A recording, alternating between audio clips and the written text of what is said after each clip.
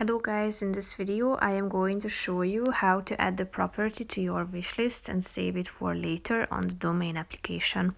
But first I just want to mention, don't forget to subscribe to my channel because at 10,000 subscribers I am going to show you my whole YouTube revenue statistics and growth strategy, how to make money online. Now let's jump into it. First of all, open the application, select the property, tap on it. Here you can check out the details. You can see the pictures at the top, videos attached, the price, the address, and all of the relevant information. Tap on the star icon that can be found in the upper right corner of the screen. As you can see, it has been added to your shortlist that you can check out by tapping on this shortlist button down below on the left side next to the home icon, and here you will be able to find all of the items added to this section.